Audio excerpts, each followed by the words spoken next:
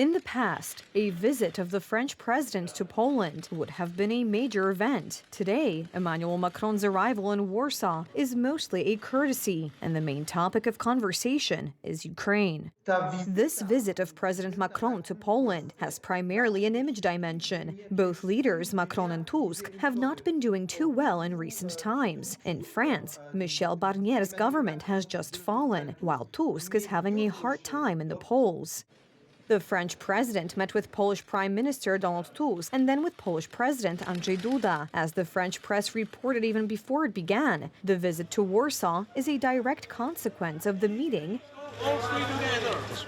from a few days ago in Paris, which occurred on the occasion of the reopening of the Notre Dame Cathedral. French President Emmanuel Macron will travel to Poland on Thursday to report on his meeting with Donald Trump and Volodymyr Zelensky. He will want to summarize the results of the talks. And the talks were supposed to be about peace in Ukraine and concrete plans that Macron has long been pushing, namely the possibility of sending troops there from Kiev's Western partners, including Poland. The Polish government rejects that idea, as Tusk said, at least for now. There is a lack of other specifics, thus it ended with declarations of just peace and traditional words of gratitude.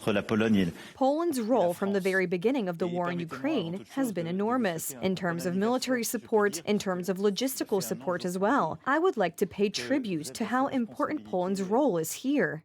France is one of Poland's strongest and most important political and economic partners, but today it is in the midst of a deep crisis and is primarily focused on trying to solve its own growing problems. In a recent poll, Macron is supported by only 20% of French people, and more than half would like him to resign.